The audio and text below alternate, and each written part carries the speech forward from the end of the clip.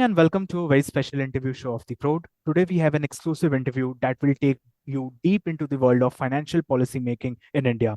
We are honored to have with us Sri Subhash Garg, the former Finance Secretary of India and author of the insightful book We Also Make Policy, an insider account of how the finance ministry functions. Sri Garg has an illustrious career serving not only as the Economic Affairs Secretary and Finance Secretary of India, but also representing the nation as an executive director at the World Bank. In this conversation, we'll explore the inner workings of the finance ministry, discussing the complexities of policy making, and gain valuable insights from Sri Garg's intensive experience in both national and international finance. The link to the book is attached in the description, so do check it out as well. Thank you very much, sir, for your time and a very warm welcome to the show. Thank you, Ridhviz. Pleasure is mine. Happy to interact. Sir, your book, We Also Make Policy, offers an insider's view of the finance ministry operations. So what inspired you to write this book and what do you hope readers will take away from it? So, in fact, this is a very candid account of my tenure of about 2 years in the finance ministry. That happened to be a period when many important policy decisions were taken.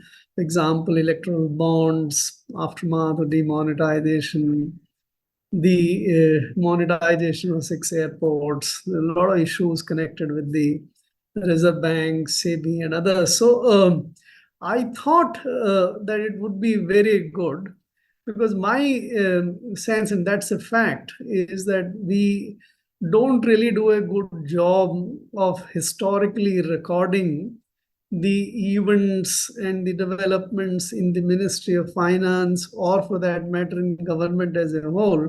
So for historians, for the general people, there is very little which is left for them to refer to and to know what exactly was happening. Even if, let us say, after 10 or 20 years, something were to be to be classified. Right. So I thought, let me do a job, bring out what went into the policy making, who had what kind of views, what kind of debates took place, discussions, pulls, pressures, and things like that, so that the people can get a very true or truthful account of what was happening during that period. That was my primary motivation of writing the book. So, sir, like during your tenure as the finance secretary, what were some of the most challenging policy decisions that you had to make, and how did you approach those challenges? If you can, explain in short. So, see, the finance ministry is responsible for the economic management of the country. It's also responsible for for bringing out the budget every year. It's also responsible for many critical areas of the economic functioning. For example, coins and currency management, the capital markets, monetary policy. Though there are also independent institutions like Reserve Bank of India and the SEBI for that matter. But as far as the government is concerned, the finance ministry remains the principal pivot of examining, or principal place of examining and facilitating the decision making with respect to those policies.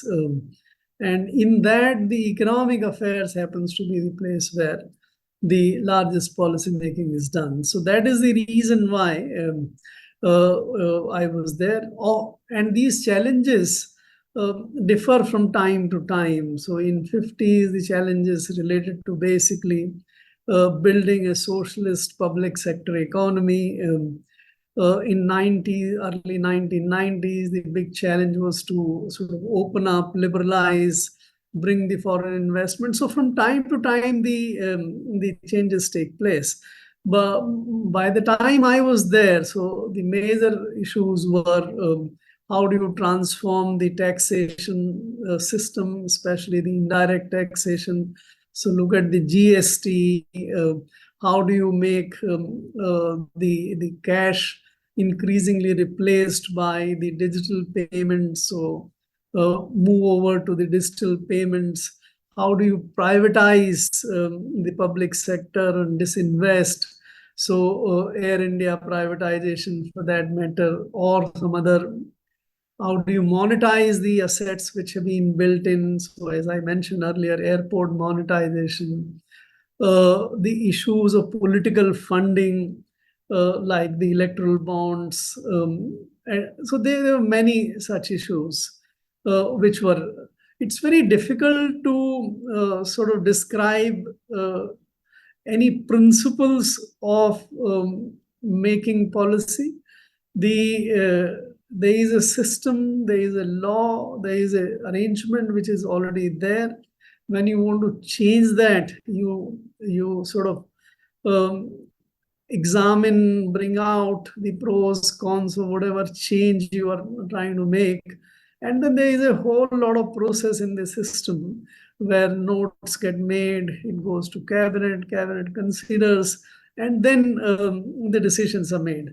So I would be happy to respond in case you have interest in any one or more of the particular policy, then I can describe it more. But in general, it's a fascinating process to go through. Yeah, you talked about the electoral bond. Nowadays, it is like one of the most discussed topics. So, if you could put some light on the electoral bond, the policy making behind the electoral bond as a concept. So uh, the system which we had evolved in the, or which was prevalent in the country at the time when Arun Jaitley proposed the electoral bonds in the budget of February 2017, and I was not there at that time. I was an executive director in the World Bank, Washington, D.C. at that time. So he proposed it. Basically, the tension in the mind, or the policy inadequacy in the mind of Mr. Arun Jaitley and of the government at that time was that while there is a system of completely transparent political donations for the corp companies to make, full disclosure to whom the contribution is being made, and then you have a tax concession as well. But there was certain kind of apprehension that a lot of companies were actually not making, because there was apprehension, and this was the understanding that why this is happening like this is that the political the companies were not very comfortable in disclosing to whom they were making donation. They were comfortable in getting the donation from the legitimate income of the company or legitimate resources of the company. They were prepared to disclose that as well, but to give it to a particular party or something, that they were not very comfortable. Because there was widespread apprehension that this might be used by the opposition when they come into the party power, or by the party in the central government if in the state that happens to be the party of an opposition government. And so the analysis or done by them, and this conclusion which was reached, that if this element can be changed, that you don't disclose to whom you have given, right, that may actually bring a lot more political donations in from the companies to the political parties. And that is what was it. So when I landed in July, so about 6 months had gone into it, the scheme had not been rolled out. There was some opposition by the Reserve Bank of India. They thought that this might be, these bonds might become, as they were bearer bonds, these might become like currency. People may use it to do transactions and things like that. Election Commission thought that this is not a very transparent way. So people were opposing. There were also political opposition to that. And those tensions or those oppositions have to be met in a way that which can be said to be objectively appropriate. So we discussed with the Reserve Bank of India in great detail, and addressed the concern that if the lifetime of the bond is kept to a smaller time, of about 2 weeks max, so that then it doesn't become a currency, because you buy, you take a couple of days, then you take it to the political party, deposit it. So in that, it doesn't really get a chance to be transacted much. And that is what historically was proven, that these bonds were not used for making transactions.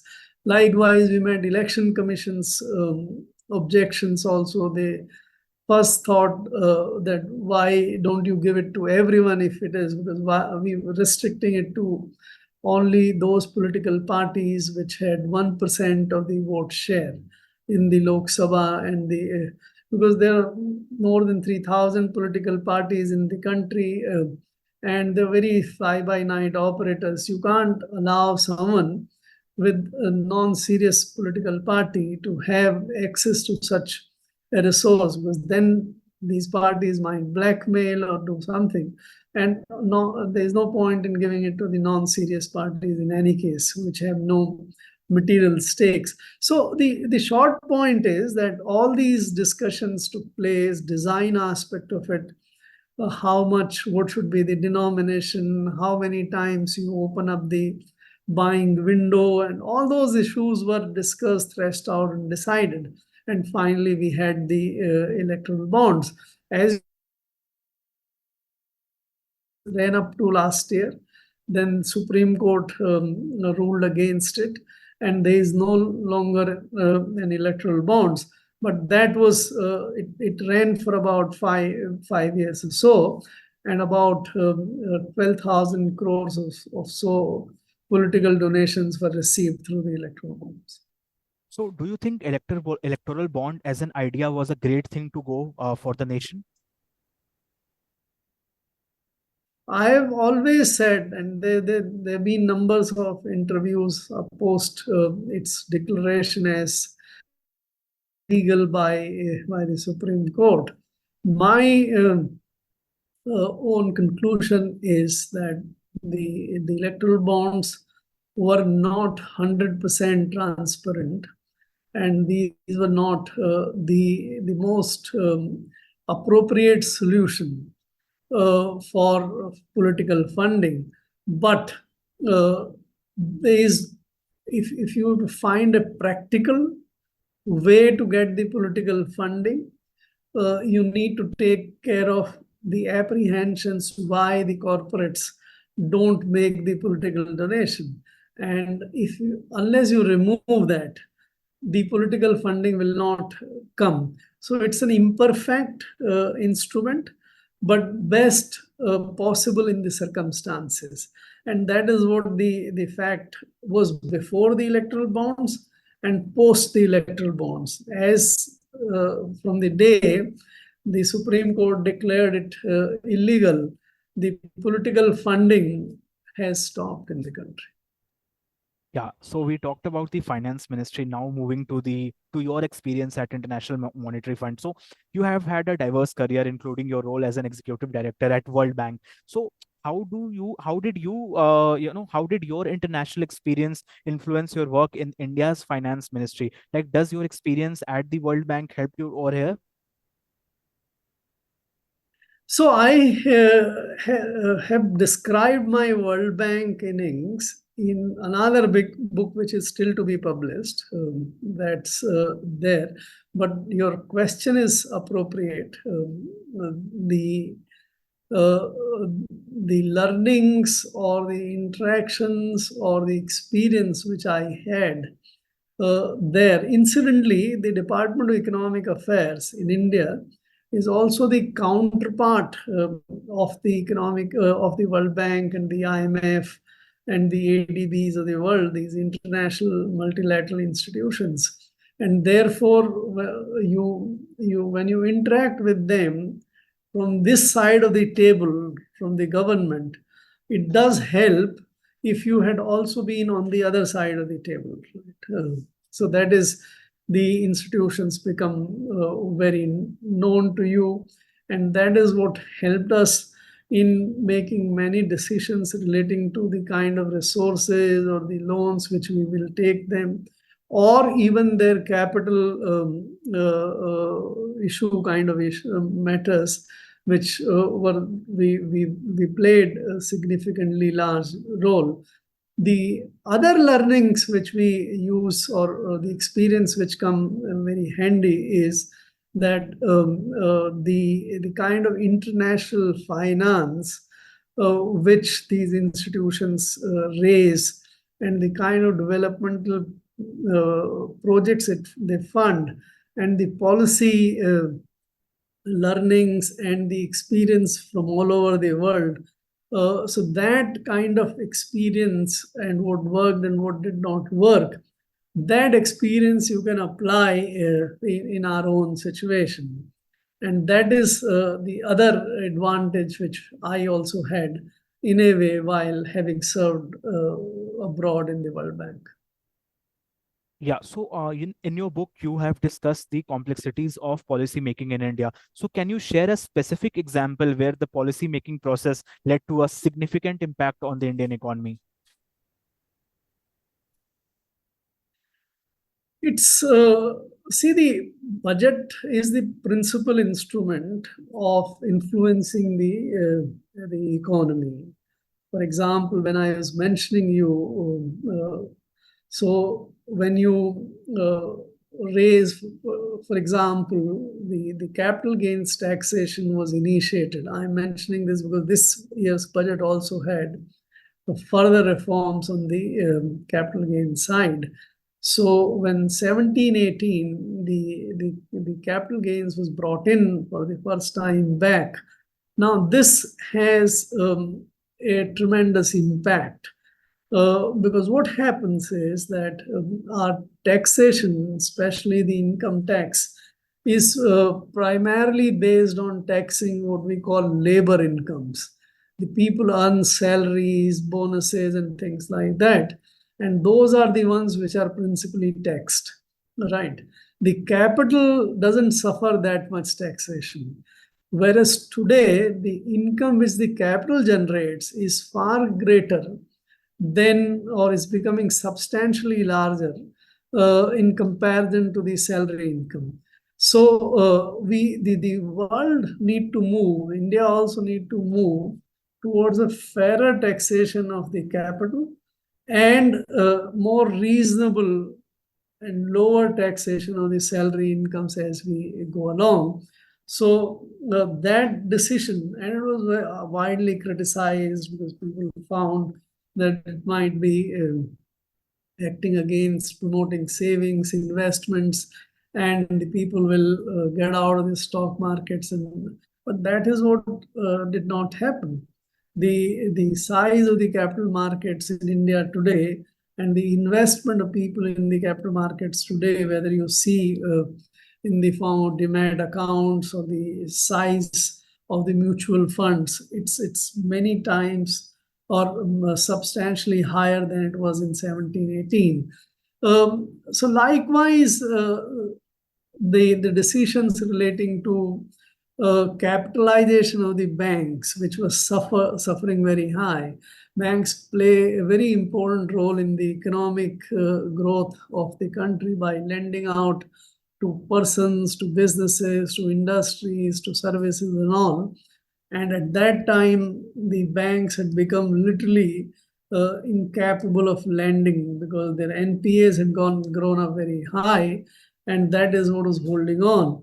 And there was absolute need to sort of put in more capital in the banks, and also to make sure that they're back into the business.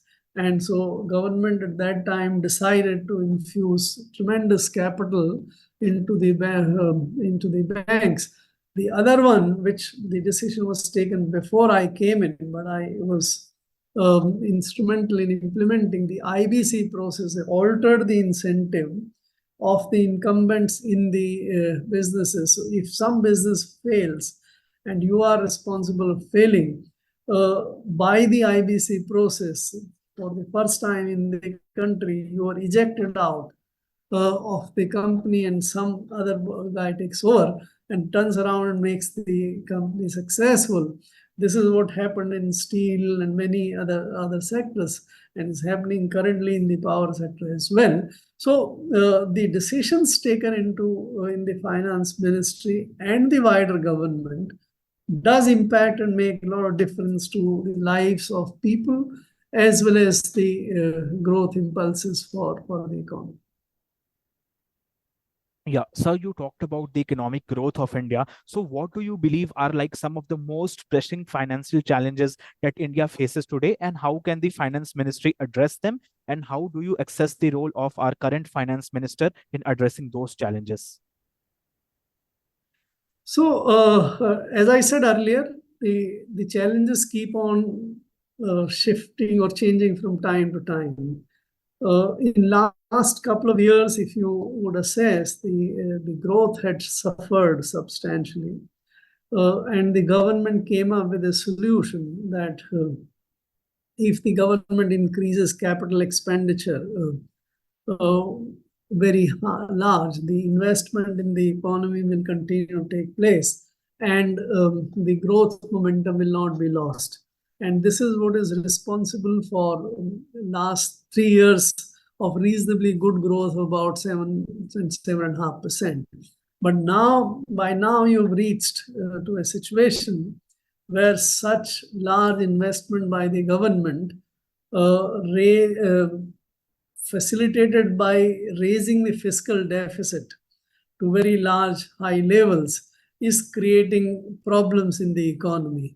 So currently the government need to sort of curtail or reduce the growth of capital expenditure, make reduction in the fiscal deficit of the country, and the real change need to come from the private sector investment into what I would call the new economy, the digital economy of the country, the environmental economy of the country, facilitating the infrastructure.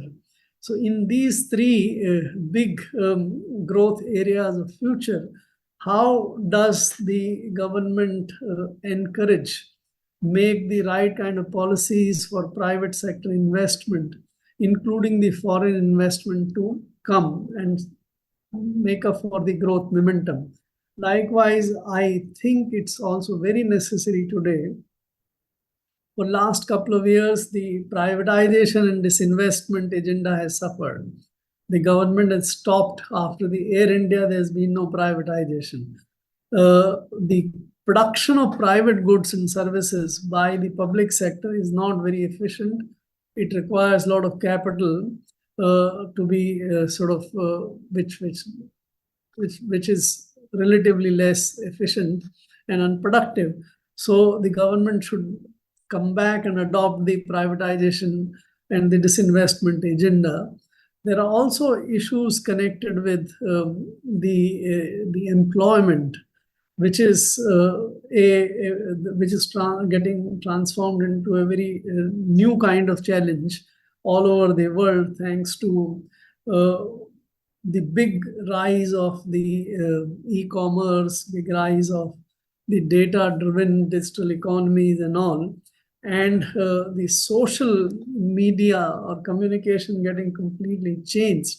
So how do you, with the industry having been mechanized and the services getting increasingly automated with the use of digital technologies and the AI and all, how do we sort of manage the employment, or how do we enable people to live well with income or by some sort of assistance from the government, or shifting to some of the future services? So these are the many challenges which need to be faced today. How is the government doing? You are aware, recently there was a budget. The government came up with some solutions on the environment and employment front as well, though in my judgment, those are not the right kind of solutions. I didn't also find that the government is addressing the environmental agenda, the green digital agenda as well also. So I think a lot need to be changed. And of late, what we find is increasingly sort of government becoming a little weaker, giving way. You saw what happened on the lateral entry. You saw the couple of days back, the government sort of restoring the OPS at least halfway, and which in a way is a indication that the things will not stop at the current juncture, and in times to come there would be demand for full restoration of OPS. So I think the government is a little weak in my judgment today, and is not sort of firmly and rightly and with a long-term perspective addressing those challenges. Yeah, so you talked about the private sector in India. So how does the finance ministry navigate the, often competing interests of like different stakeholders, such as industry leaders, political entities, as well as international organizations? And when formulating financial policies, how does all this come to the picture? See, let us take one. You mentioned about industry. Industrial growth is necessary. Industry is a 25% component of the India's GDP. Industry is required for sort of giving a big push to the manufacturing, converting raw materials from agriculture and the mineral and others to into useful products, innovating, bringing new products, new design. And for that, the industry needs investment, support, capital both in the form of bank loans and the bond finance and also equity. So the finance ministry's role is to create in the country conditions for the industry to be able to raise capital, required capital, equity as well as bonds, and from banks, required capital should be raised at reasonably competitive rate, because if the companies abroad are able to access the required capital at lower cost, our industry becomes non-competitive. Similarly, if there are issues connected with the skills and the labor and land related kind of thing. So in short, what the finance ministry or the government, larger government for that matter, has to do is to create the right kind of condition. To be more specific, finance ministry controls the capital markets. It enacts the SEBI law, the securities law. It also changes that from time to time. So you have to model, you have to make or facilitate the foreign investment, the domestic investment into the industry. That is what is the biggest thing which I think is required, is to create conditions that there is a perfect competitive condition, and the corporates or companies don't gain advantage by proximity with the political parties, or by getting some concessions or permits or favorable treatment from the government. Let everyone compete on the quality and the cost of the product. That should be the right kind of. So these are large policy issues for the new industry. You might require some subsidy support for the initial time. For example, if you want semiconductor industry, if you want the computer industries to come in, maybe for some time the governments we have a PLI kind of scheme. So these are very vast, large subjects, and many instruments have to be used by the government to make. How do we sort of fine tune and bring PPP model in the country? How do we design those PPP For example, roads can be built on the EPC with 100% finance from the government, or can be built on the BOT basis, where the private sector also bring in reasonable amount of capital. So all these structures, institutions, facilities need to be designed by the finance ministry to make sure that the industry can raise enough capital to undertake and produce goods and services at most competitive rate and at top quality. Yeah. So at last, do you have any message to share with your readers or like with the audience of the Prode related to your book? See, I think if they care to read that book, they would appreciate in the message which I am a pro-private industry guy. I believe that the what I call private goods and services as opposed to the public goods and services. So public goods are like defense, internal security, environment, and things like that, which the government, health, education, which the government should be prominently providing. But rest of the goods which are produced by private people and consumed by the private, whether it's groceries or whether it is machines or whether it's steel, aluminum, whatever. These are all private goods. They should be produced only by the private industry and sold and bought into the market. So the market should be determining the entire private production of private goods and services. So my simple message is that don't glamorize the government. Let the government do the government's job, which is public goods and services, and create the right kind of macroeconomic and regulatory conditions for the private sector to do it. And if they can also participate in the in India's growth by becoming a very good and efficient participant in the private industry, that would be the best thing to do for them. Thank you so much, sir, for your time and for sharing your valuable insights into the policy making, especially with regards to financial institutions in India. I would like to request our audience as well as our viewers to check out the link in the description box. The link to the book is attached and get your copies. So thank you once again, sir, for your time. Thank you very much, Ritviz. All the best to you. Thank you very much, sir. Goodbye. Thank you, sir.